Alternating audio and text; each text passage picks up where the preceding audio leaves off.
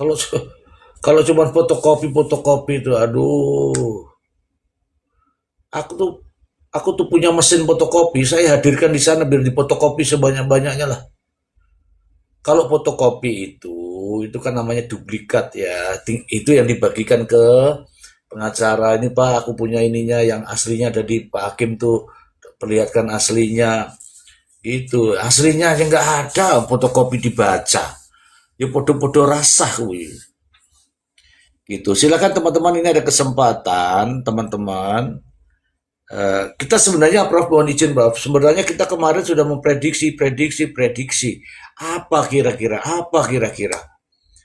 yang mau dijadikan sebagai dasar untuk menuntut tuh apa? Betul tidak teman-teman? Kita sudah memprediksi itu. Betul tidak, Jelita? Betul banget, Mister. Iya. Dan kita juga sudah ini yang begini ini kita sudah pikirkan kemarin-kemarin loh ini. Ya, sudah pikirkan sampai kita baca ini ulang-ulang namanya kuhab itu sampai di seandainya itu sudah. Nah, sekarang masalahnya siapa kira-kira yang tanda tangan hasil daripada tes DNA itu? Siapa? Ayo, siapa kira-kira cerita? Kamu kalau tidak kasih kesempatan nih kamu tidur masalahnya. Ya, Mister, ini juga saya sebenarnya desperate banget tuh, bener. Bukan putus asa apa gimana ya kalimat yang tepat itu. Kecewa sekali. Terus terang, mohon maaf tidak mengurangi rasa hormat, saya tuh kecewa banget sama hakimnya. Karena saya melihat di sini nggak ada ketegasan, Mister. Nggak ada ketegasan di sini. Dia sudah menjanjikan bahwa akan datang tanggal 17 dengan dengan bukti surat yang akan dibacakan lalu kemudian dengan tuntutan. Akhirnya dia datang dengan bukti surat tapi yang tidak ditandatangani. Kalaupun dia berjanji untuk ditandatangani besok, artinya sudah ambiar. Ya kan, barang itu ya udah, mohon maaf, kita kalau disuruh bernegatif, berpositif, kayaknya udah nggak bisa, Mister. Udah nggak bisa. Ya silakan bagi yang mau berpikir positif, tapi kalau saya sudah tidak bisa. Itu bisa rentan dimanipulasi. Mohon maaf kalau saya sandingkan dengan salah satu persidangan sebelumnya, persidangan yang lain di kasus yang lain, itu dua darah. Saya lihat, saya baca mata kepala sendiri BAP dari penyidik itu dua darah pada saat penyitaan, tetapi di persidangan itu bisa jadi 5 titik darah. Begitu, Mister. Jadi saya skeptis kalau soal ini, jadi saya agak kurang meyakinkan, agak kurang yakin lah begitu. Nah, sekarang mumpung ada Prof. Emran dan saya masih seger, saya mau tanya nih Prof. Emran. Sebenarnya pertanyaan ini udah saya tanyakan ke Mr. Z, tapi saya pengen dengar dari Prof. Emran ini. Gini Prof. Emran, ini kan hakim salah satu yang membuat saya kecewa itu tidak adanya ketegasan karena tidak pernah mewarning jaksa. Tidak pernah mewarning jaksa bahwa ini waktunya sudah sekian loh, sudah sekian hari loh, kita punya waktu sekian hari lagi. Artinya kan ada limitnya itu persidangan itu, Prof kan. Jadi mengingat sudah masuk hari ke 311, Mister, kurang lebih ini, Prof ya. Tapi masih juga belum ada tuntutan. Maka saya mohon penjelasannya, Prof. Kapan sih batas waktu maksimal yang sudah pakem dan tidak bisa terlewati lagi? Itu sidang ini berakhir itu, maksud uh, sidang ini udah nggak bisa dilewati lagi dan akhirnya memutuskan terdakwa itu bebas demi hukum. Demikian, Mister. Wow, Prof. wow, wow, wow. Pertanyaan nih bagus sekali nih pertanyaan nih Jelita nih dalam banget. Prof, langsung Prof, mumpung masih melek itu Prof. Iya, iya, memang. Jadi memang begini, dalam case itu ada namanya easy case, ada juga maksudnya gini, ada kasus ringan, ada kasus sedang, ada juga yang hard case ya, kasus-kasus berat ya. Kalau dia tindak pidana yang kaitannya dengan tindak pidana berat, ya ini salah satunya nih. Biasanya itu begini, kalau dia penahanan itu, kalau misalkan di PN itu 200 hari. 200 hari itu, karena dia mulai dari tahap orang ini apa namanya, para terdakwa ini ditahan pada saat penyidikan, lalu pada tuntutan, maupun pada ya pada persidangan ataupun tuntutan lah ya. Itu sebenarnya 200 hari. Tapi memang dalam kasus-kasus yang biasanya agak berat itu, hakim itu punya diskresi masalahnya. Dan kalau diskresi itu memang dia nggak ada limitasi waktunya. Itu yang menjadi masalah kan? Jadi masalah. Itu saya juga tadinya berpikir seperti itu. Tapi kenapa ya? Tapi memang itu diskresinya hakim inilah yang kemudian menjadi sesuatu yang sangat longgar, yang sangat mungkin bisa disalahgunakan kan? Sangat mungkin bisa disalahgunakan. Itu sih, Kavia. Tapi balik ke yang tadi itu sebenarnya itu saya sebenarnya setuju. Kan kita nggak tahu bahwa sebenarnya ini ada skenario apa, ada skenario buying time kah atau skenario apa gitu loh, ya kan? Bahwa kalau tadi itu disebutkan sebagai alat bukti, otomatis kan nggak mungkin karena itu kopian. Kopian. Yang harus dihadirkan itu kan sesuatu yang asli yang sudah dibubuhi tanda tangan. Kan begitu. Baru kemudian kan bisa diajukan kan? Nah, lalu kalau dia harus pending time lagi nih, dia harus mundur lagi ke besok nih. Nah, mundur lagi besok. Bagaimana mungkin sesuatu yang sudah diperiksa sudah diperiksa tapi kesahihannya itu mundur gitu loh. Kan jadi aneh kan? Ya, Nah, dia harusnya bersamaan. Dan memang setiap kopian itu pasti diambil dari aslinya. Itu pasti. Karena dia nggak mungkin bikin kopian dulu, baru nanti dia bikin aslinya. Itu kan nggak mungkin. Setiap yang sudah di-share ke JPU, itu pasti udah dalam keadaan yang memang sudah selesai lah itu. Karena memang kepentingannya akan dihadirkan di persidangan. Itu. Jadi aneh kalau misalkan sudah ada kopian, tapi yang aslinya itu belum ditandatanganin. Ini dagelan, ini bener-bener ini. bisa di pengadilan lagi. Ah, ah. Aneh, saya terus terang aneh. Memang kita nggak bisa, artinya nggak bisa, memang nggak bisa kita pastikan bahwa apa ya, memang ada nggak semacam manipulasi dan sebagainya kan? Susah. Karena memang keadaannya seperti ini, secara faktual ya begini, kita diperhadapkan dengan situasi yang sangat membingungkan dan hakim kurang tegas.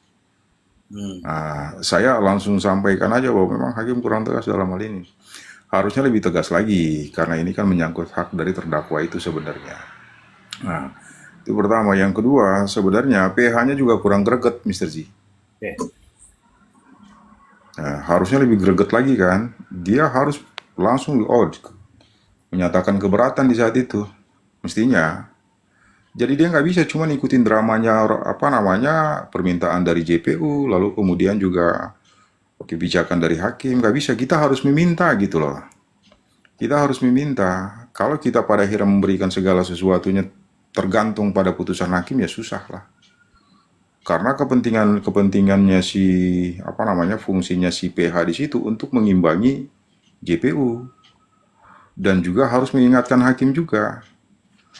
Itu loh. Saya sih jadi berpikir kok ini jadi aneh ya. Udah diperiksa, tapi kesahihannya baru besok. Sudah ada kopiannya, aslinya belum ada. Aslinya belum ada. Masih Kan aneh. dapat toleransi lagi, Prof. Masih dapat toleransi lagi. Masih dapat toleransi dan sebenarnya clue tadi itu sebenarnya kurang enak lah, clue itu sebenarnya sih. Saya kurang setuju dengan clue itu sebenarnya. Seolah-olah kalau misalkan besok sudah dibubuhi tanda tangan berarti sudahlah, berarti hakim bisa jadikan itu sebagai acuan. Nah, itu kan konyol ya. Iya. Itu yang konyol. Gak apa-apa, kita fair-fairan aja kita ngomong bahwa itu fakta persidangan. Iya, memang ini persidangan terbuka untuk umum kan. Jadi ya kita publik bolehlah mengakses, menilai, menganalisa dan sebagainya. Jadi ya ini bagian dari diskursus publik juga. Nggak ada masalah, nggak ada masalah. Selama kita punya itikat baik kan. Koreksi itu bagian dari memang kontrol publik lah, sosial kontrol. Gak ada masalah. Iya. Makanya saya juga rasanya kok aneh sekali ya. Ini persidangan makin kesini makin aneh kelihatannya kan. Makin aneh. Yang kedua begini Mr. G. Memang case-nya Bang Maksi tadi malam itu kita nggak bisa analogikan pada kasus ini. Ya. Memang nggak bisa. Gini, bahwa saya setuju, kalau misalkan kita lihat pada pasal 211, 210 itu kan sebenarnya ahli atau saksi atau ahli yang sebelum dia memberikan keterangan di depan persidangan, maka dia harus terlebih dahulu disumpah. Sumpah atau janji lah ya, sumpah atau janji. Tapi ada juga saksi dan ahli itu yang kemudian tidak disumpah. Karena satu dan lain hal, maka kemudian mereka itu kemudian tidak bisa disumpah. Tapi keterangan mereka itu bukan merupakan alat bukti. Hanya merupakan sesuatu yang dapat menguatkan keyakinan hakim, memperkuat keyakinan hakim. Keyakinan hakim ini harus dia merefer pada dua alat bukti yang sah. Jadi sudah ada dua alat bukti yang sah dulu, Mr. Z. Hmm. Nah, jadi alat bukti yang tadinya saksi atau ahli yang sebelumnya itu, yang tadinya tidak dibawa sumpah, dia itu bersifat aksesoris doang, Mr. G. Hanya untuk menguatkan gitu lah, menguatkan. Ya, ya, Tapi ya. sebenarnya hakim itu sendiri sudah yakin berdasarkan minimal 2 alat bukti tadi. Jadi bukan berarti nggak ada alat bukti, hanya berdasarkan keterangan yang tadi yang tidak dibawa sumpah, hakim yakin. Nah, itu kan nggak boleh. Ah, karena menurut pasal 211 itu, 211 itu apa namanya? Saksi atau ahli yang memberikan keterangan tidak di bawah sumpah itu bukan merupakan alat bukti. Hmm. Ah, itu. Itu satu. Memang itu dibolehkan. Tapi kaitannya dengan bukti digital forensik atau bukti-bukti yang bersifat elektronik, ini dia kan objektif, Mr. G. Jadi nggak bisa kita pakai pendekatan itu. Itu harus dilakukan, ya tadi harus ada 2 syarat yang harus secara kumulatif terpenuhi, syarat formil dan syarat material. Hmm. Jadi kalau misalkan salah satu syarat itu tidak terpenuhi, alat bukti seperti itu langsung diignore tuh, ditolak. Hmm. Konsekuensinya hakim itu akan mengesampingkan itu membuat dalam rasio pertimbangannya, rasio desidendinya. Alat bukti seperti itu kemudian nggak dipertimbangkan sama sekali. Itu sebenarnya. Cuman memang karena case-nya Bang Maksi kemarin itu, saya juga nggak tahu kok hakim bisa sampai pada kesimpulan itu. Kalau kesimpulan itu kan terlalu subjektif tuh, terlalu subjektif. Sementara dalam hukum pidana ini, pembuktian itu harus dia bersifat objektif. Objektif, ya. Objektif. Keyakinan hakim itu timbul dari apa? Alat bukti yang objektif tadi. Minimal 2 alat bukti yang objektif itu menimbulkan keyakinan hakim. Jadi keyakinan hakim itu sebenarnya keyakinan yang objektif juga. Tapi kalau kemarin punya Bang Maksi itu, kasusnya Bang Maksi, saya sendiri sebenarnya nggak setuju dengan putusan itu. Karena hanya didasarkan pada apa? Testimoni yang bersifat auditu kan? Auditu. Artinya saksi tidak langsung lah ya. Atau dia saksi yang memberikan keterangan berdasarkan cerita dari orang lain. Itu kan jadi artinya saksi-saksi seperti itu bisa bisa diperkuat dengan ada saksi lain. Saksi yang bersifat auditu. Ada saksi auditu, saksi langsung yang eyewitness nih. Tapi kemudian juga ada saksi yang bersifat de auditu, saksi tidak langsung. Saksi tidak langsung itu bisa memperkuat saksi langsung tadi, Mr. G. Ya. Itu. Cuman kalau berdasarkan hanya pertama ada saksi yang bersifat auditu, de auditu. Yang kedua, alat bukti itu pun sebelumnya belum pernah dilakukan digital forensik. Berarti kan sebenarnya tidak ada persesuaian antara satu dan yang lainnya. Iya. Jadi hakim memang semata-mata pakai pendekatan subjektif tuh untuk memutuskan itu. Itu bisa dilakukan kalau misalkan di peradilan yang bersifat common law. Common law tuh, dia bisa. Conviction on time itu bisa. Iya. Gitu ya, Australia bisa kan? Ci. Ya, betul. Itu, tapi kalau di Indonesia kan nggak bisa begitu. Indonesia itu negatif prejudice based teori, minimal 2 alat bukti menimbulkan keyakinan hakim. Jadi antara alat bukti dan keyakinan hakim itu membalancing antara satu dan yang lainnya. Itu sih Mr. sih. Lanjut ini ada Bang Ai nih, ada Abah. Oke, siap. Baik, sebelum ini teman-teman semua, itu tappingan itu sebenarnya kita sudah bahas semua itu teman-teman. Kalau teman-teman nyimak dari percakapan kita semua sudah kita bahas. Bahkan prediksi hari ini pun kita sudah tebak. Jadi kalau teman-teman menanyakan bagaimana dengan digital forensik, bagaimana dengan itu tidak ada tanda tangannya, bagaimana dengan fotokopian, bagaimana dengan itu semua sudah kita bicarakan teman-teman. Karena itu kan fakta-fakta persidangan. Jadi teman-teman tapping ini saya nggak baca. Kenapa? Karena kita sudah menjelaskan jauh sebelumnya mengenai bagaimana digital forensik, bagaimana dengan bukti DNA, bagaimana dengan ahli, bagaimana apakah datang, apakah suratnya, semua sudah kita sampaikan kepada teman-teman semua. Tetapi kalau ada teman-teman yang tapping, jadi kita mau bilang apa lagi gitu loh. Sampai hari ini, mohon maaf teman-teman ya, hari ini, sidang hari ini nih, hasilnya ini, kita sudah prediksi. Kemarin kita sudah, bagaimana nanti kalau suratnya ada tapi orangnya tidak ada? Sudah semua. Loh kalau sampean baru bertanya sekarang berarti sampean nggak ngikutin. Makanya saya sarankan, kita tidak sedang menggiring, maaf teman-teman, tidak, tapi kita membahas fakta persidangan. Jadi kalau ada yang nggak terima ya nggak apa-apa. Kita hanya membahas fakta persidangan.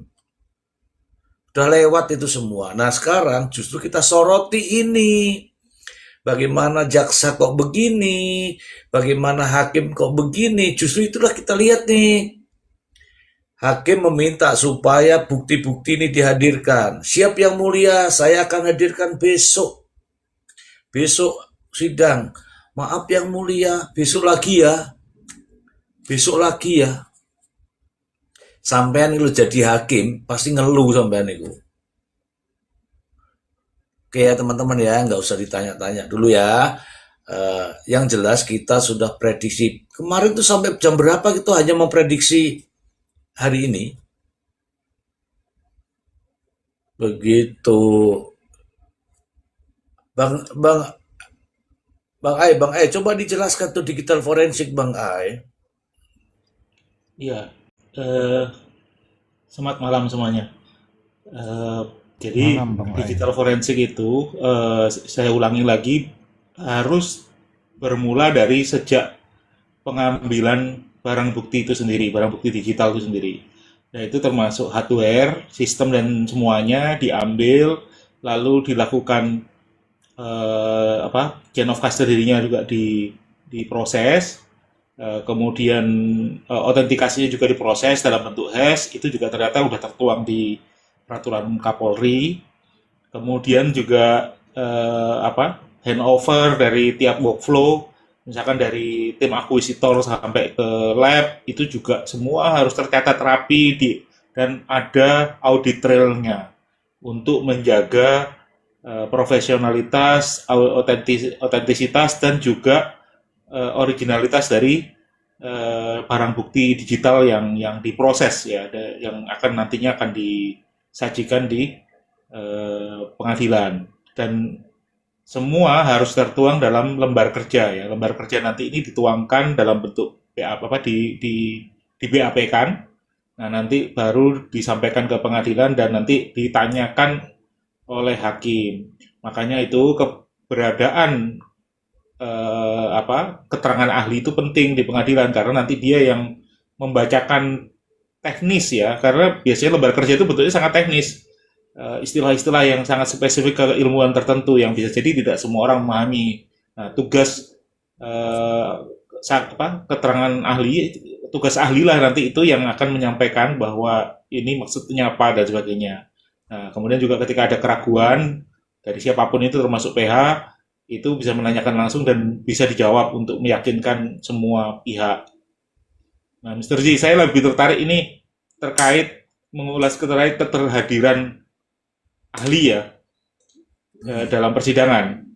Karena ini sebetulan sebelah, tadi di Komal sebelah, itu ada Bang Nelson yang biasa juga ke sini, Bang Mr. G, itu menyampaikan bahwa di peradilan kita itu memperbolehkan alat bukti surat tanpa kehadiran ahli. Beliau berargumen seperti misalkan surat itu seperti surat dari BPPN ya, Badan Pertanahan Negara itu, BPN itu boleh boleh datang suratnya tanpa harus mendatangkan ahli dari mereka. Nah, ini alasan beliau ya istilahnya ya. Nah, ini sementara kemarin kan di KUHAP menyatakan bahwa keterangan ahli itu sangat dibutuhkan dalam pengadilan, dan itu bahkan ada slotnya sendiri kan, dalam sekian deretan alat bukti itu ada slot sendiri terkait keterangan ahli gitu. Nah, setahu saya juga bahkan dalam persidangan yang ini yang saya harap semoga hakim yang menangani pengadilan Pauman Indramayu ini tidak masuk angin ya.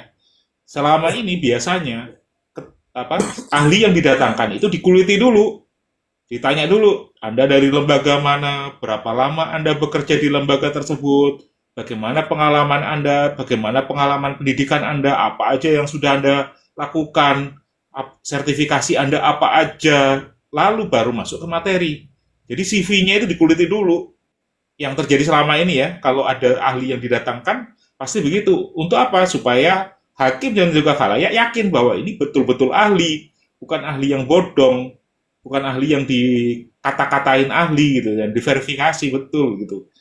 Nah, ini yang tidak terjadi kalau nanti hanya surat tanda tangan kemudian diterima. Waduh, ini kan jadi kayak kemunduran balik ke zaman prasejarah jadinya nih peradilan kita.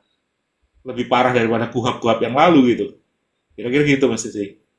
Nanti minta tolong Prof. Emran pendapatnya bagaimana dengan misteri juga kehadiran saksi ini seberapa penting, karena tadi ada narasi begitu. Surat cukup, nggak perlu ahli kalau surat itu datang dari lembaga resmi. Kira-kira gitu Mas Sisi. Baik, baik, baik. Tapi kalau nanti sudah didengarkan, disimak betul ya, karena ada alat bukti surat, ada keterangan ahli. Kalau yang datang surat, kalau surat itu diterima begitu saja tanpa ditanyakan bagaimana prosesnya, tidak perlu. Tapi kalau surat itu tidak tahu bagaimana isinya, nanyanya kepada siapa?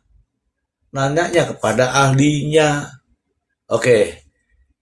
Ini saya minta teman-teman simak dulu, karena kalau nggak disimak, nanti menjelaskannya di tempat komal-komal lain jadi salah. Silakan Prof, dijelaskan dulu Prof, terkait dengan itu tadi Prof. Ya, iya sih sebenarnya sama aja kayak yang kemarin kita jelaskan itu. Bang Aya juga suka jelaskan ya. Bang Ari, iya, Bang Masih yang lainnya sama sih sebenarnya. Jadi begini, sebenarnya sih dasar kewenangannya penyidik itu yang kemarin dijelaskan sama Bang A itu iya sebenarnya ada di pasal 55 dan pasal 6. Lalu kemudian turunannya itu kemudian diatur dalam peraturan Kapolri kan. Apabila memang penyidik itu dalam penanganan tertentu bisa kemudian minta keterangan ahli. Itu yang menjadi dasar legitimate dari penyidik untuk kemudian meminta ahli untuk katakanlah melakukan observasi terhadap benda-benda tertentu lah, ataukah mungkin alat-alat bukti tertentu gitu loh. Itu. Nah, sementara alat bukti itu sendiri kan sudah diatur tuh secara limitatif pada pasal 235 ya. Dia mulai dari saksi, terus yang kedua ahli, keterangan saksi, keterangan ahli, alat bukti surat, keterangan terdakwa, lalu kemudian barang bukti, bukti elektronik, sampai pada pengamatan hakim. Lalu ayat berikutnya itu mengatur tentang otentitas dan cara memperoleh alat bukti. Itu sebenarnya. Jadi memang itu yang kemudian dia memberikan semacam pembeda antara keterangan ahli dan alat bukti surat. BAP itu sendiri sebenarnya begini, itu merupakan keterangan ahli sebenarnya, BAP ya. BAP. Ketika BAP itu dia ahli ini menerangkan tentang kaitannya dengan digital forensik itu, sebenarnya itu pengamatan dia, lalu kemudian dia coba mempresentasikan itu dalam bentuk paper.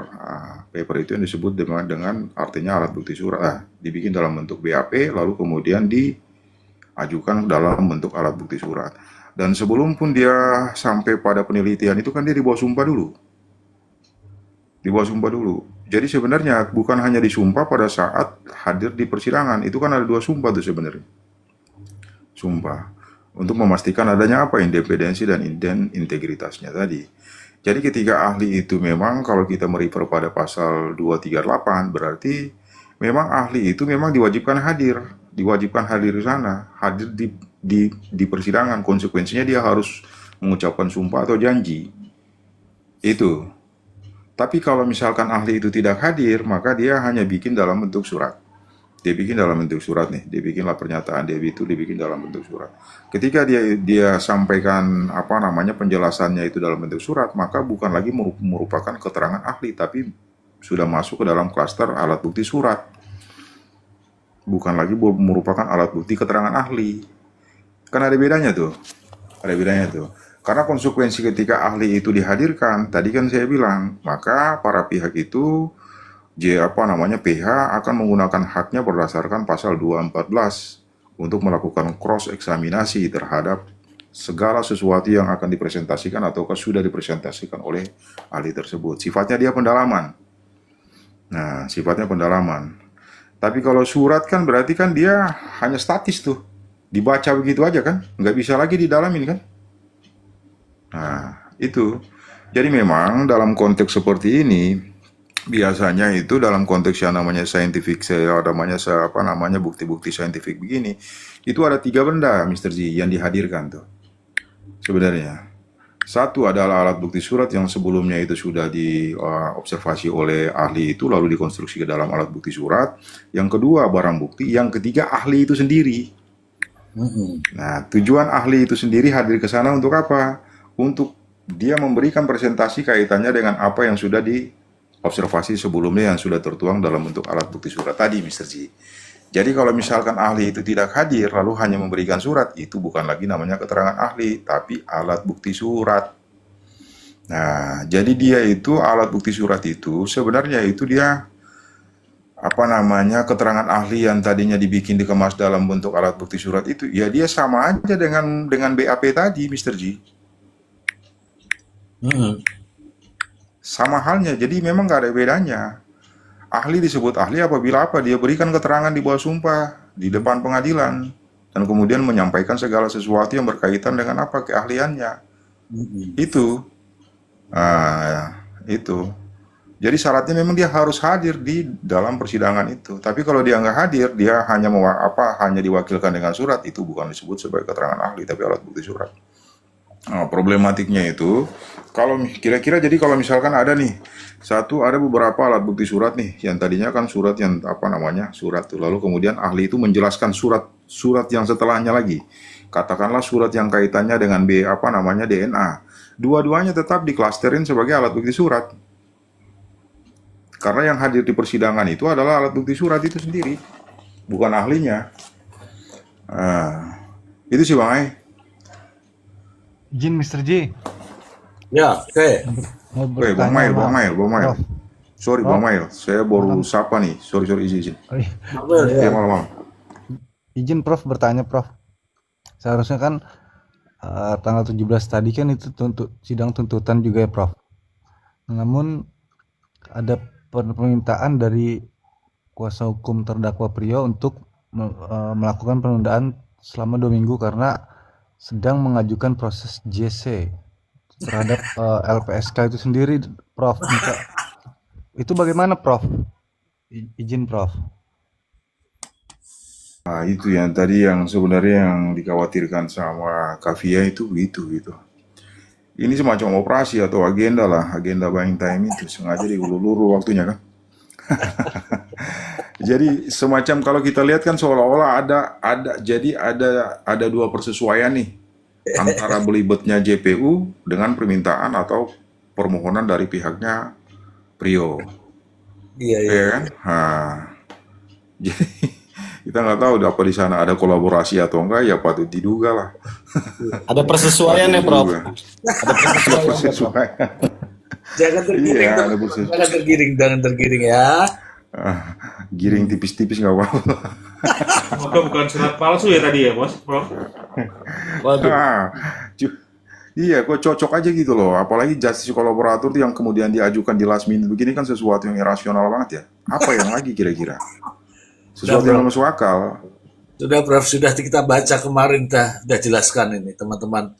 Prof, Udah. Bang Mile, seharusnya Bang Mile tadi sudah dengar omongan saya lah tadi di awal gitu loh. Nggak perlu nanya yang masalah kayak gini jadi tanya ke Prof loh Bang Mile. Saya udah bilang dari awal. Kalau untuk masalah GC itu biar kelihatan kerja aja di mata keluarganya Prio. Jadi seolah-olah itu memperjuangkan gitu loh haknya Prio. Tapi hati-hati. Ini hakim udah mulai agak-agak kesel juga ini. Nih, saya agak ekstrim dikit ya. Nggak apa-apa Ya, lah ya, udah kadung basah lah ya. Nih Ya. Mr. Z, kalau Ya. dari clue yang dikatakan oleh Prof tadi mengenai tanda tangan, kalau ada tanda tangannya ini kan udah sah. Saya jadi berpikir agak liar dikit ya, bukan agak ya, udah sangat amat liar lah kalau udah kayak gini ya.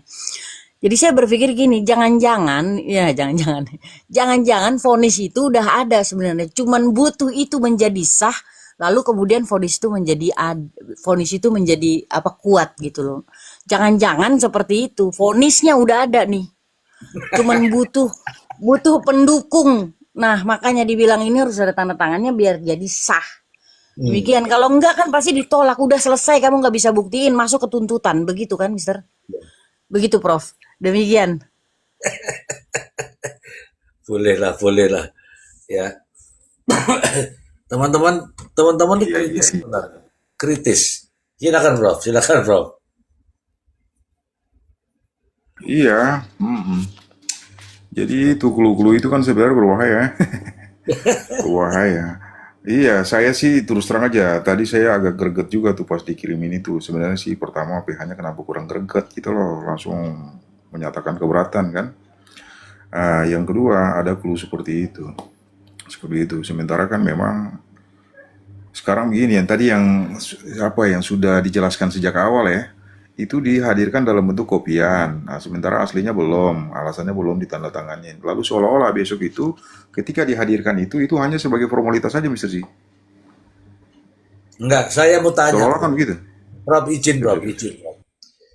Di mana pernah ada, di mana aja, di pengadilan mana saja, silahkan dibukakan kepada saya, atau di kejaksaan mana saja, yang ketika bahan yang belum ditandatangani, kemudian difotokopi, kemudian dijadikan alat bukti, itu eskondi, tunjukkan kepada saya kasih 50.000 deh hadiahnya.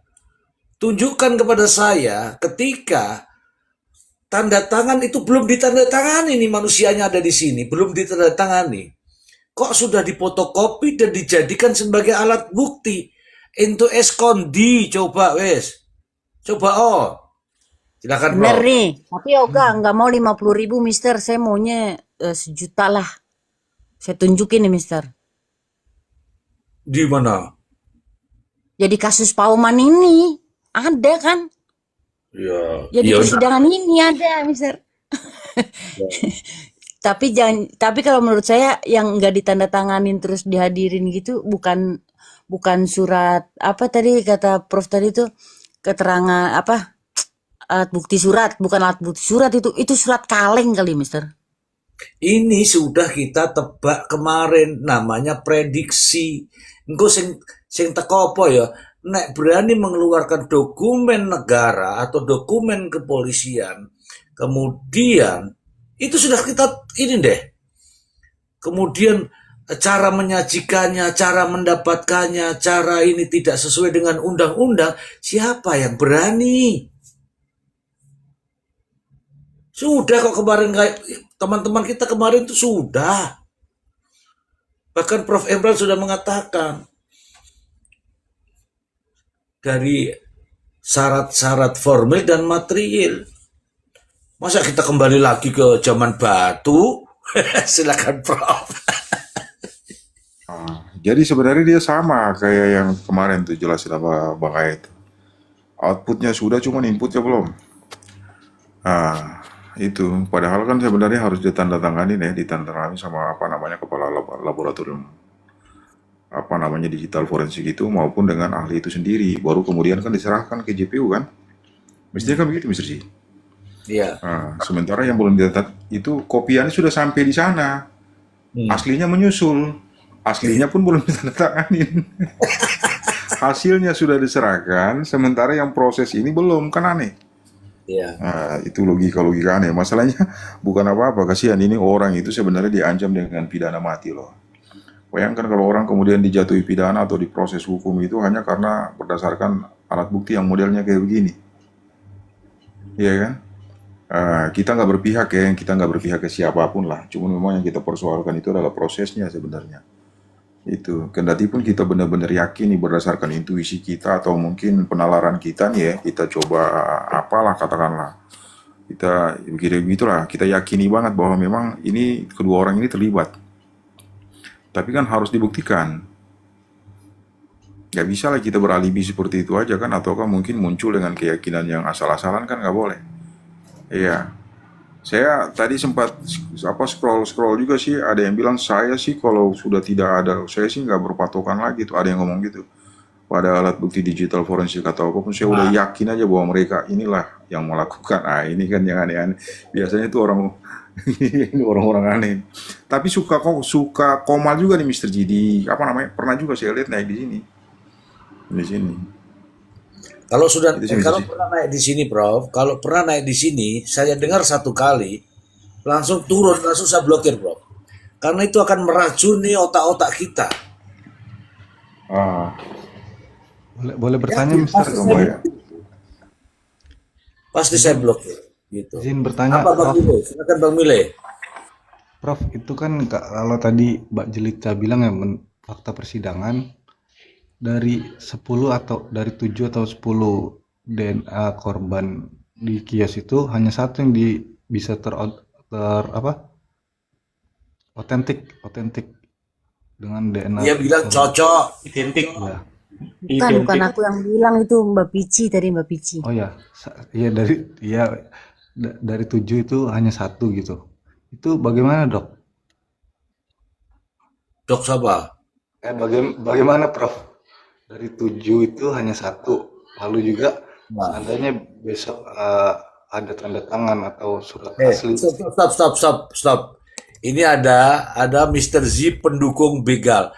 Begal aja saya bunuh kok, malah pendukung begal, gimana sih lu? Aduh, sampai manu only ini. Pengikutmu 2 ya, kamu tak kasih nonton dulu aja deh. Kamu tak kasih nonton dulu, tapi kamu nggak bisa. Begal aja saya bunuh. Kamu tapping lagi lah, silakan tapping. Ya, bagaimana menurut Prof dari 7 DNA korban di kios itu hanya satu yang bisa terotentik itu, Prof. Lalu juga kan seandainya besok surat tersebut ditandatangani oleh ahlinya, bagaimana Prof, Dok lagi. Bagaimana Prof itu, Prof? Pendapat Prof Emran. Terima kasih, Prof. Iya. Jadi kalau dia nggak ditandatangani, dia itu sama kayak apa yang disebutkan di clue yang disampaikan oleh hakim tadi. Sebenarnya itu artinya dia nggak sah ya, nggak sah. Artinya ketika dia nggak sah, berarti dia nggak bisa dijadikan sebagai alat untuk menjustifikasi dakwaan atau membenarkan dakwaan.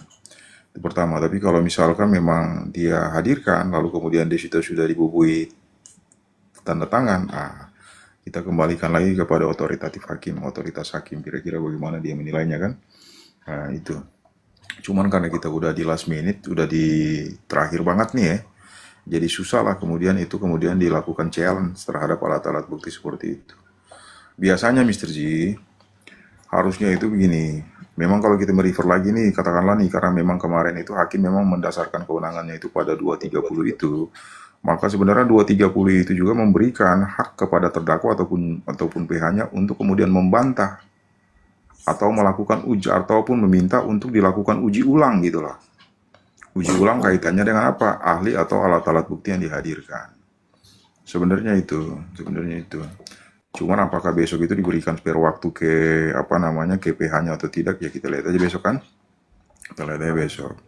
Yang kedua begini, kaitannya dengan DNA ya. DNA itu ya sama sebenarnya sih, harus ada pembandingnya kan. Dia modelnya itu sebenarnya secara umum tuh sama dengan digital forensik ini. Digital forensik nih. Jadi yang ada aslinya diambil dulu, lalu kemudian yang asli itu di-cloning kan, katakanlah begitu. Di-cloning. Nah, di-cloning itu bila mana, ini coba kita pakai logika logika digital ya, logika digital. Jadi yang cloning itu kemudian diajukan. Kalau misalkan ada semacam dugaan adanya distorsi di kaitannya dengan yang di cloning itu, maka bisa kemudian mereka merefer pada yang aslinya. Yang sudah dilakukan pembungkusan tadi, berita acara pembungkusan itu. Tujuan dari berita acara pembungkusan itu untuk apa? Untuk menjaga integritas integritas dari keutuhan, originalitas dari yang aslinya itu, Mr. Z. Makanya dia perlu disimpan kan. Tapi kemarin informasi kan katanya yang aslinya itu sudah dikembalikan kepada pemiliknya. Itu pun kemudian menjadi aneh kan. Jadi aneh.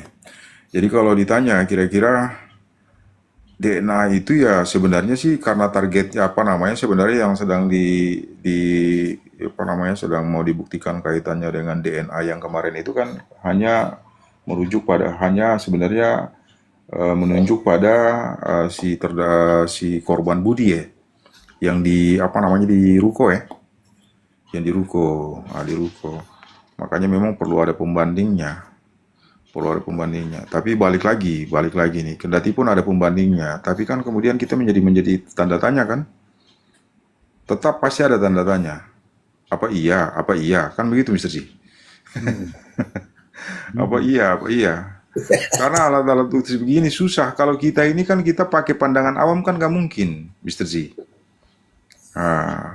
Yang hanya bisa untuk kemudian memverifikasi itu atau mungkin melakukan penilaian atau dia challenge tentang itu ya orang yang punya keahlian, kedokteran kehakiman, dokter lah minimal, ya kan, dokter.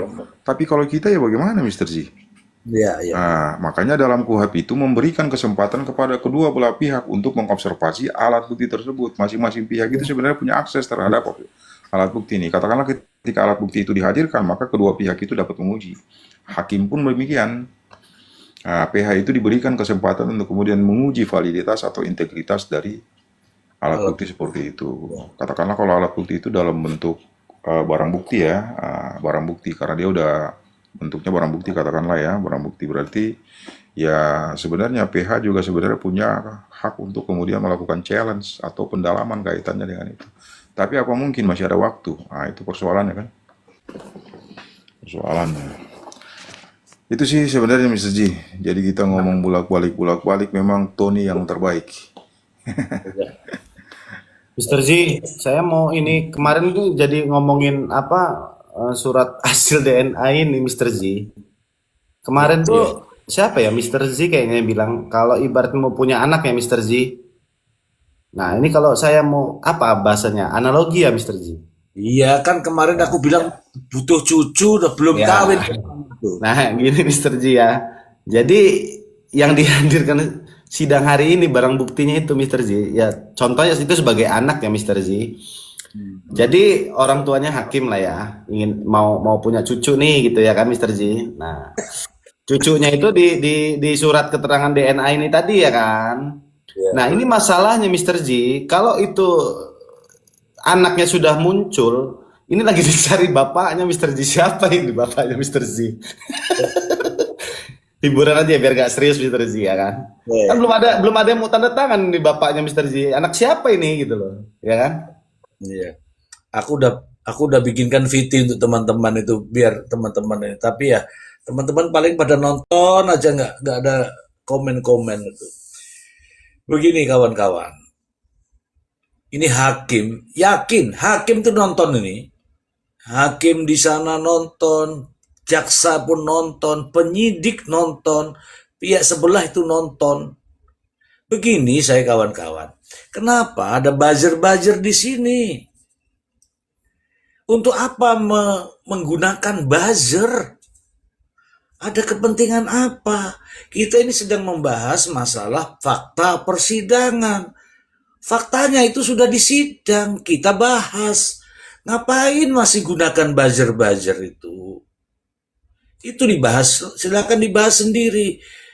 Namanya kasus seperti ini butuhlah yang namanya bukti, alat bukti digital forensik. Kalau Anda mengatakan bahwa tidak butuh digital forensik, sudahlah pokoknya dihukum. Silakan cari kuhapnya. Pak Jaksa, kalau menuntut orang, silakan tunjukkan alat buktinya. Jangan kuantitasnya alat bukti, tapi semuanya tidak berkualitas. Antara kuantitas dan kualitas itu juga disandingkan. Ada yang nanya tadi, bentar dulu ya. Tadi ada yang nanya, apa nggak ada dua alat bukti? Apa nggak ada bukti bukti barang bukti yang lain? Ada teman-teman. Ini loh yang namanya alat bukti, kan? Itu berkesesuaian antara yang satu dengan yang satu sehingga menimbulkan keyakinan hakim. Bukan ada, palunya ada, darahnya ada, visumnya ada, apalagi itu, CCTV-nya ada. Itu kan sudah alat bukti. Bukan begitu. Antara satu dan yang satu berkesesuaian sehingga mengarah pada ini loh terdakwanya. Lah kalau nggak ada berkesesuaian, meskipun dengan alat bukti yang begitu banyak, kalau nggak ada kaitannya terus piye? Makanya satu-satunya nih yang ditunggu adalah digital forensik. Yang kemarin tuh antara mayat dengan apa tuh? Supaya tahu itu mayat apa beras, tapi dengan bukti digital forensik, bukan dari mulut. Kalau dari mulut itu namanya framing. Ngono loh. Silakan, Mile mau nanya apa, Mile? Mile, kamu mau nanya apa? Enggak, itu tadi udah saya tanyakan. Ini loh, Mister, ada yang typing di bawah. Boleh tanya nggak itu katanya. Tio ini dari Tio. Tanya boleh nggak katanya. Bacain. Kalau itu pertanyaan, tolong dibacain, kemudian kita Cuma jawab. belum ada pertanyaannya, belum ada nih. Ya kalau nggak ada, bagaimana jawabnya? Dia baru nanya aja, tanya boleh nggak, tapi belum ada pertanyaannya. Iya Tio, silakan Tio, di typing aja pertanyaannya. Silakan di typing aja pertanyaannya nanti Bang Mile, dibacakan. Nunggu Tio kali ya. Bang Mr. Mile. D. Ya, Ini gara-gara Bang Mile nih kayaknya ini apa Mbak, surat apa? keterangan DNA muncul ini gara-gara ngebahas kebo kemarin nih kayaknya. Apa bedanya itu tadi? agil itu Bang Apa mau Agil. tanya tapi pertanyaannya belum ada. Apa bedanya sama alat bukti surat tadi? Dihadirkan tapi tanda tangannya belum ada. Pret lah. Kan masih dicari bapaknya, Oh Kavia. ini ada nih. Cerai secara hukum belum cerai secara hukum belum cerai secara hukum belum, tapi pisah 10 tahun. 11 tahun anak-anak ikut saya selama 12 tahun, sekarang kabur. Gimana itu? Maksudnya? Ini hukum cerai. Ini enggak tulisannya enggak ada koma-komanya. Mile, biarkan dia DM saya kalau mengenai yang itu, Mile. Jangan, kita lagi bahas ini. Ini juga ada yang aneh ini. Ada Yuda Tarot. Aku nggak pernah tahu ini Yuda Tarot official tiba-tiba izin naik. Tidak mungkin kamu naik. Oh, ini penuh. Kamu naik itu taruh di atasnya. Ini penuh ini. Jangan naik ya. Nggak, ini yang di atas nggak boleh turun. Kamu juga nggak bisa naik. Mr. D. Ya, silakan. Saya coba balik ke KUHP lagi ya, yang terkait pasal 56 tadi yang juga dijelaskan sama Prof. Emran. Ini supaya teman-teman tidak kegocek ya, terkait tadi surat tadi yang sudah dibacakan oleh JPU ya. Saya nggak tahu nih, cocoknya disebut surat bodong atau gimana ya. Kalau sampai nggak ada tanda tangan kan fatal sebenarnya. Jadi kayak surat palsu akhirnya. Jadi kalau misalkan ini ada narasi, tadi kan disebutkan ada dua evidence sebenarnya ya, ada dua kategori evidence, yaitu pertama sampel darah, yang kedua serpihan tulang. Ini supaya nanti teman-teman cerdas, kalau baca dari pasal 56 itu, di situ ada dua forensik ya, yang berketerkaitan. Yang satu adalah forensik kedokteran, yang satu lagi forensik biologi. Terkait DNA itu forensik biologi, ya, biological forensik. Sementara tulang tadi, ketika dinyatakan itu tulang dari rahang, itu tidak boleh keluar dari biological forensik, tapi harus keluar dari ahli yang dokter forensik.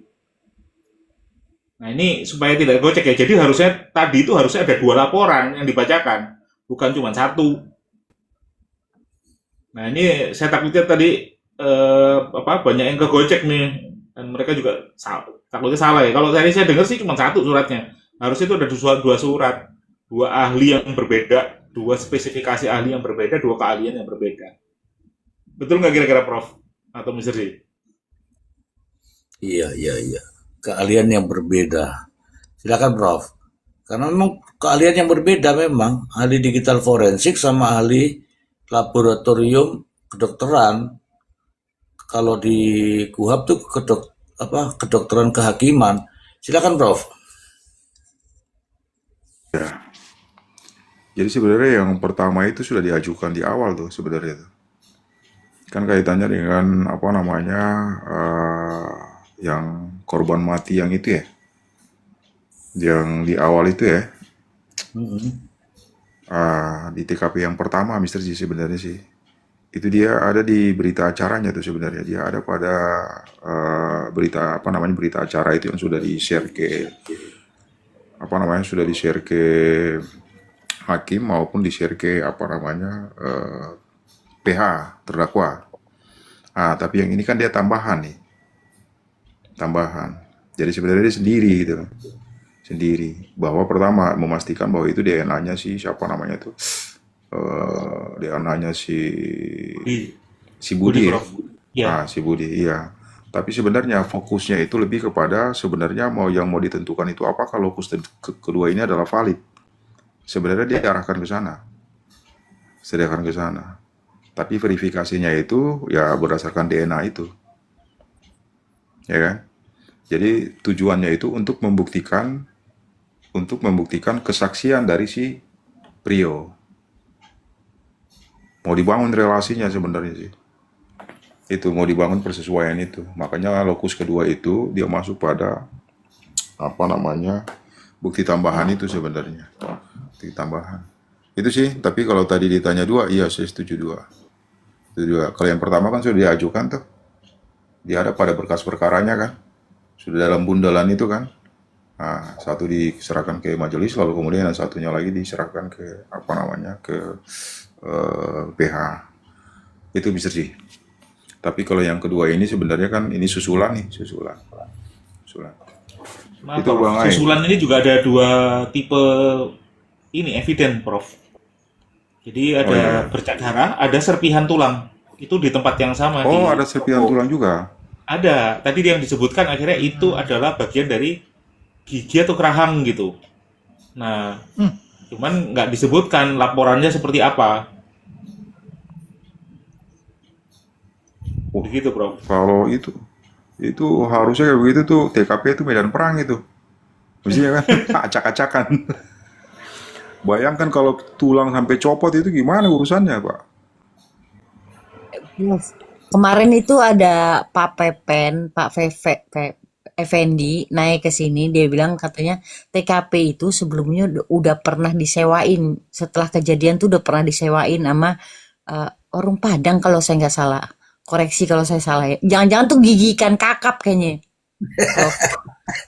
Iya, kemarin saya juga pas nonton juga ada Pak Pepen Effendi ya.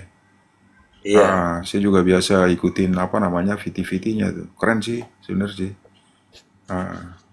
Dia banyak mengulas kaitannya dengan kasus-kasus ini lalu kemudian coba direlasikan dengan perkara di luar kan. Dan beliau sepertinya artinya karena memang beliau ini sebenarnya senior lah ya, senior banget lah ya. Beliau punya pengetahuan luas, memang beliau memang punya pengalaman yang cukup luas. Jadi memang kalau investigasinya sih bisa lah kemudian untuk kemudian kita jadikan sebagai rujukan. Itu sih Dia punya pengalaman empiris, Prof. Iya, benar. Karena dia direlasikan sama AY langsung ke temennya, kebetulan kok teman sekolahnya beliau yang akhirnya berkasus sama kredit fiktif. Betul. Udah divonis kalau temennya ini, temen sekolahnya dia. Izin bacakan Saya suka pertanyaan. ikutin tuh VT-VT-nya dia tuh, VT-VT-nya beliau tuh sebenarnya. VT-VT-nya beliau. Artinya penjelasan beliau tuh terstruktur apa aja, enak kalau kita gampang untuk kemudian ikutin pikirannya ya, gampang lah gitu sebenarnya sih. Oke, siap. Cuman Bang Mile ini sama Bang Porong nih kok suaranya sama ya, mirip-mirip ya? Beda lah, Saya Prof. suka beneran kayak soft spoken begitu kayaknya. Ya, izin Beda, Prof, ada Prof. Cuman yang pertanyaan, satunya ada pertanyaan buat rada Prof nih. berapi-api, yang satunya rada smooth. Lanjut, Ya. lanjut, lanjut. Ya, ada Lagi pertanyaan buat Prof ini. Kalau di akhir vonis, beliau kembali ke cerita nota perlawanan, itu pertimbangan hakim gimana ya, Prof? Silakan dijawab, Prof. Iya, Yang ya keempat ini. artinya, iya berarti artinya dia mematahkan segala sesuatunya kan? Iya, berarti potensi kemudian yaitu si Ririn nggak terbukti. Nah, konteks Ririn nggak terbukti berarti yaitu indubio pro reo itu kemudian dijadikan sebagai hakim untuk kemudian menjatuhkan putusan beyond reasonable doubt. Jadi ada keraguan-raguan hakim. Konsekuensi dari hakim ragu berarti hakim hanya dituntun untuk kemudian menjatuhkan putusan free sprach, bebas dia, putusan bebas. Karena nggak mungkin kalau dalam putusan ini ada putusan yang ketiganya itu nggak mungkin. Onslaught ale revolving itu nggak mungkin. Putusan lepas itu nggak mungkin. Kalau putusan lepas itu bisa nanti kita lihat pada case-case yang sifatnya tuh begini. Kayak katakanlah tidak pidana korupsi ya. Nah, perbuatannya ada, tapi memang tidak ada niat jahatnya, menstrianya nggak ada gitu loh. Maka kemudian diarahkan pada sebenarnya ini rezimnya rezim administrasi, diarahkan ke peradilan tun. Itu Mr. G. Tapi kalau dalam konteks ini perbuatannya memang tidak terbukti. Artinya kalau misalkan Prio kemudian menarik kembali apa yang sebelumnya sudah disampaikan. Itu sih. Oke, teman-teman silahkan. Ini ada Mbak Julia. Julia, jangan diam Julia. Katakan sesuatu. Yang itu benar katakan benar. Yang salah katakan salah Julia.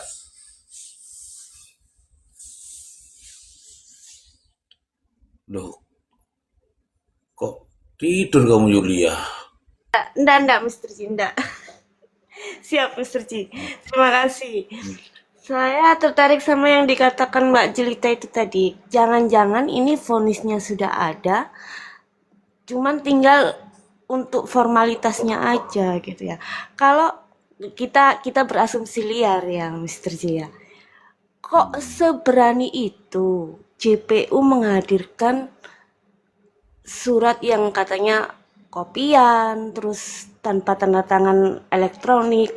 Kalau mereka kan sudah paham kan harusnya prosedurnya seperti apa, tapi kok seberani itu, dan hakim kasih kelonggaran juga gitu loh. Makanya kalau saya boleh berasumsi liar, iya mungkin benar itu asumsinya Mbak Jelita itu. Sudah ada vonisnya, tinggal untuk formalitasnya saja begitu Mr. Ji. Itu yang pertama. Yang kedua ini saya mau tanya ini entah ke Mr. Z, ke Prof Emran juga boleh. Kan gini, kalau kan harusnya itu saksi ahli manusianya yang datang. Kalau seandainya harus surat, itu apakah ada alasan-alasan tertentu untuk bukti surat itu sebagai pengganti? Pak, kalau memang ada pasalnya apa, terus alasan tertentu yang bisa bukti surat itu untuk menggantikan manusianya itu alasan tertentunya apa begitu. Sekian, terima kasih Mr. Ji. Emang kita pernah bilang bahwa ahli itu hanya mewakilkan surat. Kita Bukan nggak gini, pernah. bukan. Saya tadi di Komal itu pernah gini. Harusnya saksi ahli manusianya itu yang saksi ahlinya sendiri yang datang. Tapi kalau seandainya surat saja harus ada alasan-alasan tertentu. Nah, itu yang saya dengar. Apa benar seperti itu? Gitu. Kalau memang benar itu apa pasalnya apa, terus alasan yang bisa untuk membenarkan saksi ahlinya tidak hadir itu apa? Begitu loh Mr. Ji, maksud saya seperti itu. Aku tuh kayaknya udah pernah baca ini, tapi nggak apa-apa. Saya ini lagi ya. Di dalam KUHAP itu namanya, kita bedakan dulu nih. Ada keterangan saksi, ada keterangan ahli, ada surat. Oke. kemudian dan lain-lain ya. Itu diantaranya ada 8 tuh. Ada keterangan saksi, ada keterangan ahli, ada surat. Kalau surat sing datang itu jadinya bukti surat, bukan keterangan ahli yang datang. Keterangannya tok datang itu bukan dinamakan keterangan ahli, tetapi surat, bukti surat. Kalau orangnya yang datang menjelaskan tentang keahlian saya terhadap peristiwa itu, namanya keterangan ahli. Karena aku kan disumpah. Lah nek sing teko ki surate tok, iki gak iso disumpah. Namanya surat, bukan keterangan ahli. Kalau dikategorikan sebagai bukti, bukti surat. Wis toh? Beda nggak bukti surat dengan keterangan ahli? Iya, Beda maksud kan? saya, maksud saya begini, apakah apakah bisa itu bukti surat? Maksudnya gini, bukti surat itu bisa kah, layak kah untuk bisa menggantikan saksi ahli? Itu loh, Mr. Ji. Apa harus dua-duanya? Kalau memang wajibnya gitu loh, maksud saya bicara wajibnya harus dua-duanya kah? Atau salah satu bisa diizinkan? Atas dasar apa? Apakah itu karena saksi ahlinya nggak bisa datang atau gimana? Terus kalau nggak bisa datang, alasan yang dilegalkan itu apa mereka nggak datang begitu loh, Mr. Jun. Maksud saya seperti itu. Alasannya nggak datang, di sini wajib kok. Udah nggak Izin Mr. Z, Mbak Yulia ya. tadi kan sudah dijawab oleh Prof. Emran ya kalau kita menyimak ke dia. Gini tadi jawaban kalau tidak salah Prof ya. Tadi Prof menerangkan kalau surat itu datang dengan ahlinya berarti kan itu surat dari keterangan ahlinya dimintai keterangan. Tetapi kalau hanya suratnya saja itu berarti menjadi bukti surat bukan keterangan ahli. Kalau tidak salah tadi Prof menerangkan seperti itu Mbak. Mohon dikoreksi lagi Prof. Benar nggak itu Prof yang saya bilang tadi? Oke, Prof. Ya, Ya, silakan, ya. Prof. Iya memang begitu. Ya memang ada alasan ketika memang nggak datang itu karena ada situasi-situasi tertentu yang kemudian menjadi apa namanya mengakibatkan nggak datang ya, nggak hadir ya. Biasanya begitu. Tapi ketika memang surat itu apa namanya keterangannya dituangkan di dalam bentuk surat, ya berarti namanya alat bukti surat. Konsekuensinya tadi hakim menggunakan pasal 239. Nah, hakim menggunakan pasal 239. Hakim menggunakan pasal 239 itu sebenarnya untuk memastikan bahwa sebenarnya itu bukan merupakan apa namanya keterangan ahli, tapi merupakan keterangan dari itu merupakan alat bukti surat. Nah, dalam konteks seperti ini kan tadi kita sudah sebutkan. Kalau dalam KUHP baru ini kan sebenarnya sudah ada barang bukti namanya ya, barang bukti. Barang bukti. Kalau sebelumnya kan barang bukti itu diatur pada pasal 52 kalau nggak salah. Pasal 39. Pasal 39, tapi kalau sekarang ini sudah diatur di pasal 241. 241 kaitannya dengan barang bukti. Tapi barang bukti itu sendiri sebenarnya sudah juga diatur pada pasal 235. Dia masuk ke dalam alat bukti, klaster alat bukti. Makanya dalam konteks-konteks yang namanya alat bukti seperti katakanlah CCTV dan sebagainya atau tadi itu DNA dan sebagainya itu ahli itu muncul tuh dengan 3 tuh. 1, barang buktinya. Yang kedua, surat. Yang ketiga, ahlinya sendiri. Ahlinya sendiri. Kalau misalkan ini kan dia mulai dari keterangan ahli dulu kan, ahli melakukan observasi terhadap objek yang diperiksa sama dia. Nah, hasil pemeriksaan itu kemudian dituangkan ke dalam bentuk BAP. BAP itu kemudian dikonstruksi ke dalam bentuk ya alat bukti surat tadi. Alat bukti surat tadi. Nah, ketika diajukan ke persidangan dia menjadi alat bukti surat. Begitupun dengan barang bukti itu. Nah, lalu ahli yang tadinya memberikan apa namanya sudah melakukan observasi kaitannya dengan barang bukti tersebut, itu juga kemudian hadir ke persidangan untuk mempresentasikan hasil yang sudah dituangkan oleh ahli itu di dalam bentuk alat bukti surat tadi sebenarnya. Jadi sebenarnya satu tindakan tapi dia kemudian menjadi 3 alat bukti ini. Sebenarnya begitu Mr. Ji. Dia menjadi 3 alat bukti. Tapi kalau misalkan ahlinya nggak hadir, tapi hanya melalui surat, ya berarti kan itu alat bukti surat namanya. nggak bisa dikategorikan sebagai alat bukti keterangan ahli. Karena keterangan ahli itu dibutuhkan oleh hakim itu sebagai second opinion. Kenapa? Ahli itu dihadirkan untuk ditanya, didalemin hal-hal yang belum ada hal yang belum terungkap itu kemudian ditanya ahli itu berdasarkan pengetahuan atau keilmuan dari si ahli itu. Jadi dia itu nggak bersifat statis. Nah, nanti kan ditanya si ahli itu kan, ditanya oleh, kalau misalkan itu dihadirkan oleh JPU, maka JPU lah yang pertama kemudian menanyakan ahli. Begitupun sebaliknya. Jadi ahli itu kemudian ditanya oleh 3 pihak nih, baik oleh JPU, PH, terdakwa maupun hakimnya. Itu sebenarnya. Jadi memang fungsi ahli itu untuk apa? Untuk tidak hanya untuk mempresentasikan apa yang sudah dituangkan di dalam bentuk paper itu, tapi juga memang tujuannya itu untuk apa? Untuk memberikan keterangannya ketika ada pertanyaan-pertanyaan dari para pihak. Itu sebenarnya Mr. J. Jadi dia, kalau dia sifatnya itu dia memberikan kalau dia itu ahli ilmu pengetahuan, katakanlah ya, berarti dia bersifat second opinion. Tapi kalau misalkan dia ahli saintifik, berarti ahli objektif nih, bukan ahli tafsir nih. Nah, kalau bukan ahli tafsir, berarti itu kaitannya dengan pemenuhan unsur. Nah, contohnya begitu, Mr. G.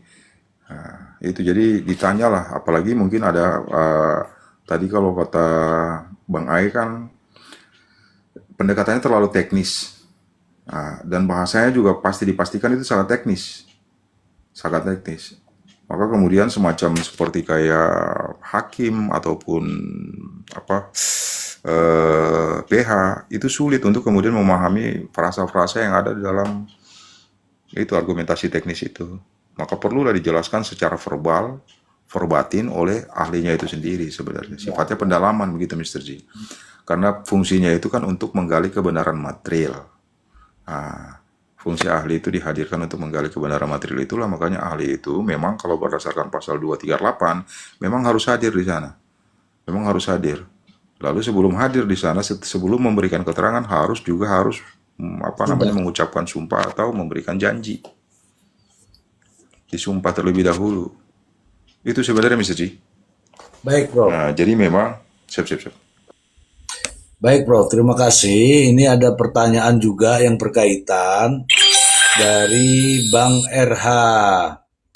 Ini yang pertama, nanti akan saya lanjutkan terus. Untuk menjamin bahwa surat keterangan surat itu bukan hasil rekayasa, bagaimana caranya? Oke. Ini jaminan untuk bukan rekayasa ya, hasil pemeriksaan betul ya. Oke. Kemudian ada pertanyaan berikutnya dari Toge KDR. Prof mau tanya, kalau saksi ahli lewat video call boleh nggak? Oke.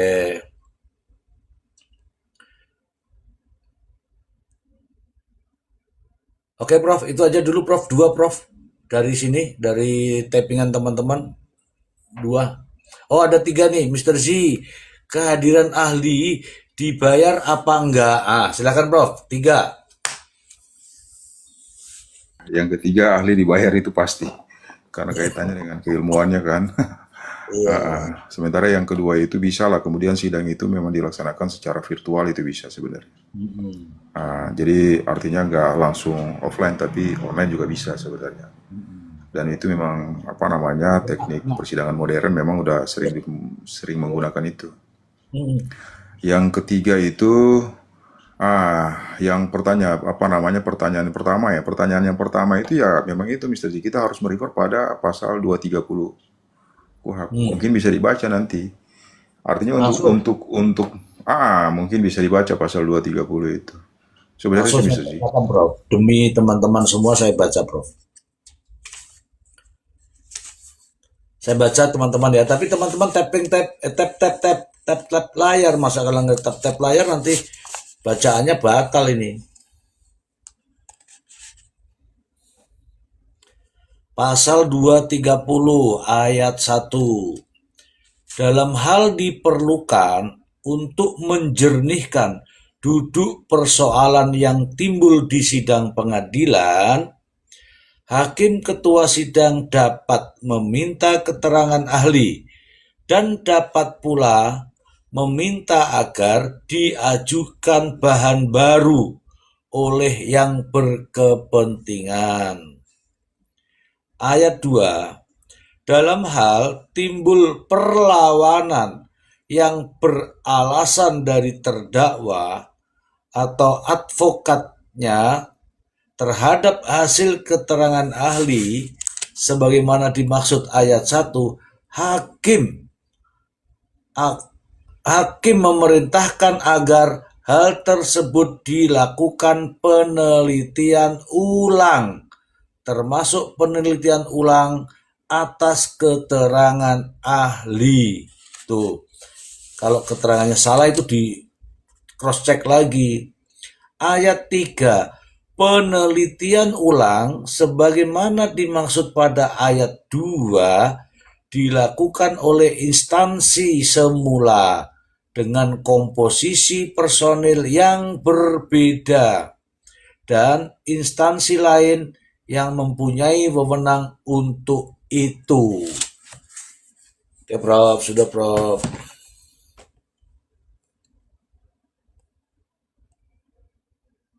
Ya itu.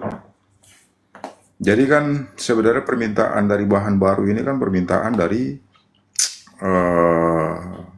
hakim ya. Makanya hakim tadi menyampaikan seperti itu. Artinya bahan baru itu kemudian disampaikan. Kenapa? Karena menurut hakim ada keraguan-raguan kaitannya dengan bahan-bahan sebelumnya.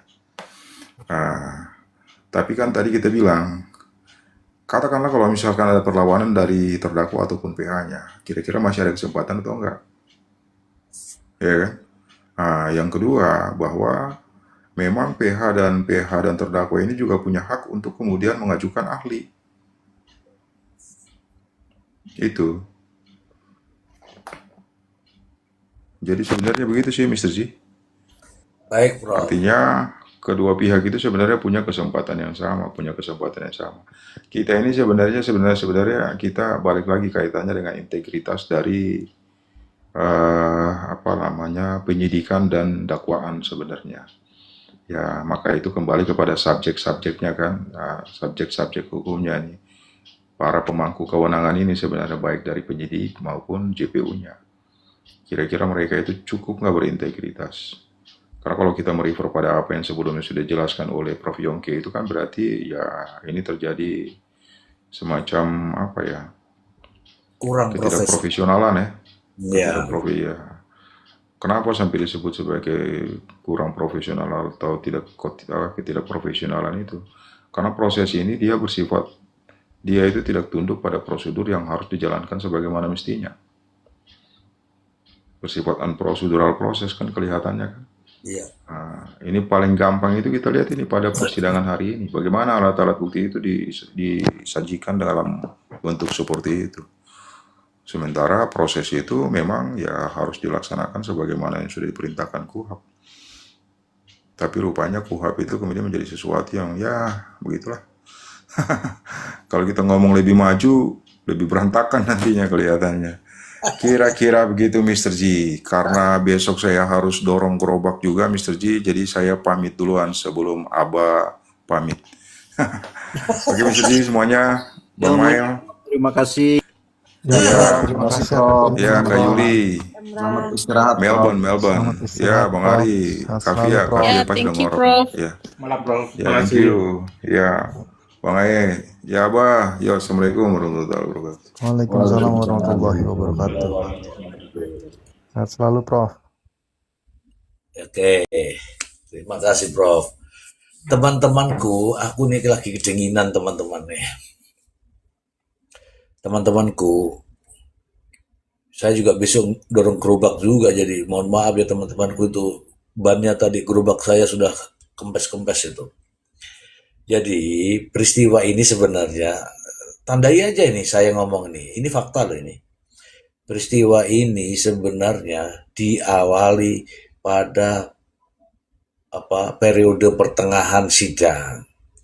Tiba-tiba Priyo yang tadinya menceritakan dalam eksepsinya seperti itu tiba-tiba itu dan tiba-tiba juga muncul tuh Palu di Comberan, tiba-tiba juga ada TKP baru, tiba-tiba juga ada CCTV, itu tiba-tiba gagap juga ini jaksanya, tiba-tiba menghadirkan alat bukti seperti model-model kayak begini ini, sudah ditunda 3 kali nih. Yang mulia, udahlah begitulah ceritanya.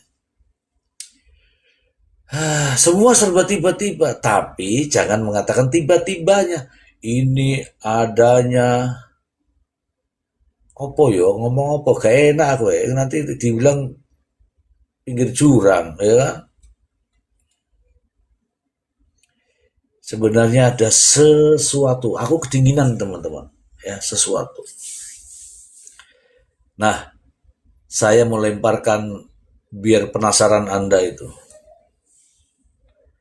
Ini sudah mau tutup nih, sudah mau tutup. Ini saya mau kasih prediksi untuk besok. Ya kan tadi kan fotokopi itu tadi, besok itu aslinya akan datang apa tidak? Itu satu. Yang kedua, ditandatangani apa tidak? Kemudian yang berikutnya, digital forensik itu hadir apa enggak? Silahkan sampean semuanya. Ini aku mau ngomong belak-belakan tapi ora kepenai piye. Abah, bagaimana Abah? Besok prediksi Abah? Kalau yang digital forensik jauh lah. Yes. Tapi kalau yang Fotokopi? DNA itu juga 50-50 ya. Walau alam bisawab tapi 50-50. Ada keraguan-raguan ya. Melihat seperti tadi. Ya, tadi udah dibahas semua sama Prof, sama rekan-rekan yang lain. Jadi temanya sudah habis. Ya, kita tinggal tunggu bahan besok ini. Bahan besok seperti apa baru kita kupas tuntas lagi. Gitu Bang Ji ya. Ya. Kita rehat bareng lah sepertinya ini. Terima kasih. Oke teman-temanku. Teman-teman ini aku nggak pakai, langsung saya closing aja ya. Saya closing aja.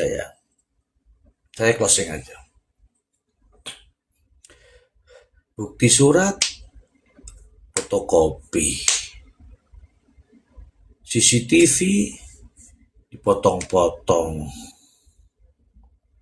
Palu yang katanya dibuang di sungai munculnya di Comberan. Ayak-ayak wae. Terima kasih banyak untuk Bang Mile, Mbak Yulia, Pici, terima kasih. Ali Porong, saya lanjut besok aja ya. Siap, Mr. J, makasih Mr. J. Mbak Jelita, terima kasih banyak. Bang Ai. Bang Ji, terima kasih Terima kasih Mr. Ji. teman-teman semuanya. Ya, thank you Sehat Mr. selalu. Ji. Semua. Abah, terima kasih banyak Abah ya. Terima kasih. Teman-teman semua yang ada di bawah ya, yang ada di bawah. Terima kasih banyak. Silakan teman-teman cari komal-komal lain yang ke pinggir jurang, silakan. Sesat itu. Saya belum mau. Tak mau tambah dosa. Iya. Terima kasih banyak ya teman-teman ya. Saya mau istirahat dulu. Besok saya dorong gerobak teman-teman. Terima kasih. Assalamualaikum warahmatullahi wabarakatuh. Waalaikumsalam warahmatullahi wabarakatuh. Makasih semuanya, Bang Mileh, Kak Yulia, Kapi, Bastet. Ya, Ya. Makasih ya Abah, Bang Ismi. warahmatullahi wabarakatuh. Assalamualaikum warahmatullahi wabarakatuh. Waalaikumsalam warahmatullahi wabarakatuh.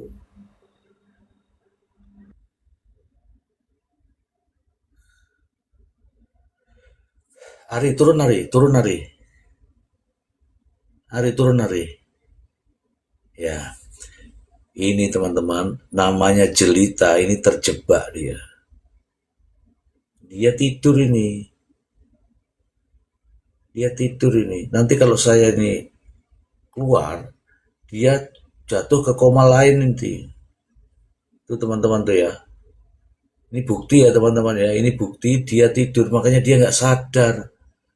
Dia nggak sadar, dia ada di sini, tapi tidur.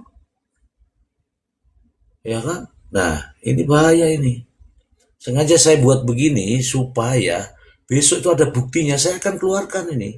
Ya, bahwa orang ini tidur keenakan, susah bangunnya. Ini bukti nyata ini teman-teman. Tolong teman-teman rekam ini, rekam ini. Ya, ini aku tak lagi ini ya. Tolong rekam teman-teman. Ini orang kelihatannya itu kalau habis makan tuh, wow, tapi 5 menit setelahnya tidur. Ini bukti. Tolong direkam, besok tayangkan semua di VT Anda.